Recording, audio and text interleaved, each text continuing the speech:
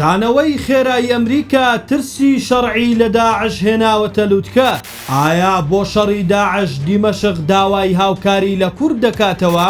ئەگەرچی پلانی ئەمریکا بە جۆرێک بوو هێزەکانیان لە ماوەی 3 مانگ بکشێنەوە، بەڵام بە شێوەیەکی لە ناکاو پرۆسەکە بووم بە مانگێک و کورد کرایەوە. چاوەڕێ دەکرێت لە 2 هەفتەی داهاتوو هێزەکان بە تەواوەتی بکشێنەوە. ئەمەش ترسێکی زۆری لای ئەحمەد شەرع دروست کردووە، بە تایبەت کە چەند ڕۆژێکە لە ڕەقە و دێرە زور داعش شەڕێکی قورسی دژی دیمەشق دەست پێ کردووە. ڕۆژانە ئەندامانی هێزە ئەمنیەکان دەکوژن. تا ئێستاش پێچەوانەی سەردەمی هەسەدا دیمەشق ناتوانێت دۆخی ئەم دوو پارێزگایە کۆنتڕۆڵ بکات، لە کاتێکدا بەشێک لە هۆزەکانی ئەم دوو پارێزگایەش لا دیمەشق نیگەران و پێیان وایە دۆخیان خراپ بووە، بۆیە پێناچێت لە شەڕی داعش هاوکاریان بکەن. ئەوەی ماوەتەوە لە دەرگەدانی کووردە کە ئەزمموی 12 ساڵ شەڕی داعشیان لە ناوچەیە هەیە.